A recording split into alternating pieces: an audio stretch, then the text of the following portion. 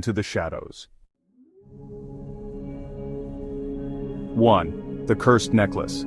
This ancient piece of jewelry is said to have originated from a dark sorcerer in the 17th century. Every owner of the necklace has met a tragic end, from mysterious illnesses to sudden accidents. Its malevolent history continues to haunt those who dare to possess it. I've always loved collecting old jewelry, so when I found that antique necklace at a small thrift shop, I couldn't resist. The shopkeeper warned me, "It's not for sale." I insisted, offering triple its worth. Reluctantly, he sold it but muttered, "Don't wear it after midnight." I laughed it off.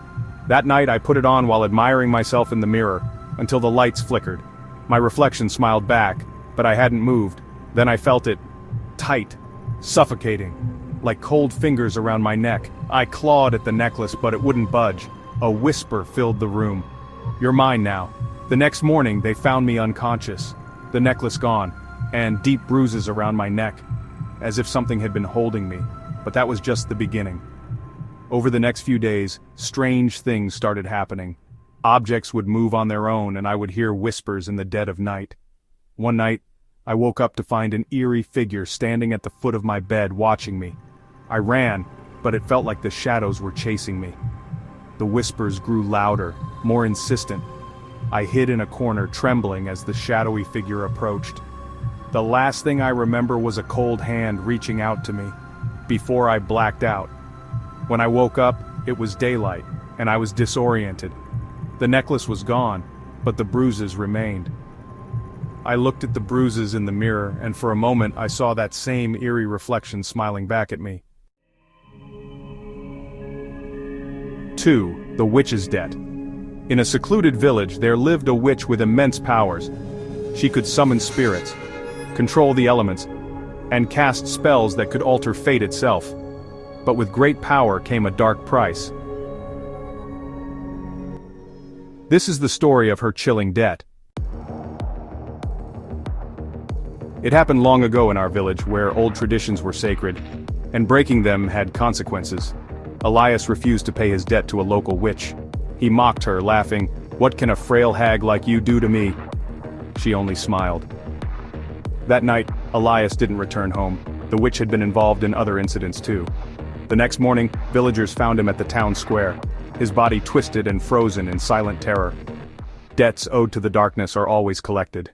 In the dead of night, at an ancient ritual site, a group of hooded figures gathered around a dark altar. Candles flickered, casting ominous shadows as they chanted incantations from an ancient book filled with cryptic symbols. The air grew thick with an eerie mist and the ground seemed to tremble beneath their feet. As the chanting reached a fevered pitch, a shadowy figure began to emerge from the darkness, its presence sending chills down the spines of the onlookers. The ritual had succeeded, but the consequences were dire. The once sacred ground was now scorched, and the remnants of the candles lay scattered, a grim reminder of the dark summoning that had taken place.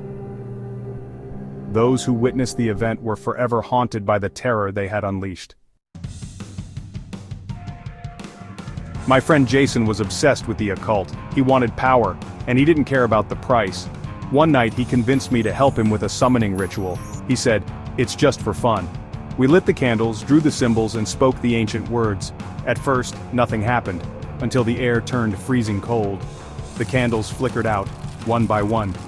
A presence filled the room, something ancient and hungry. Jason's face twisted in triumph, until a deep, guttural voice hissed, "You dared summon me?" Suddenly Jason was dragged into the darkness by invisible hands. His screams echoed, but I couldn't move, couldn't breathe. Objects began to fly around the room, books and furniture moving on their own. A shadowy figure loomed over me, its presence suffocating. When the police arrived, the basement was empty. Jason was never found. Only the words he called me scrawled in blood on the wall. Black magic isn't just superstition, it's power that demands a price. And sometimes the price is your soul.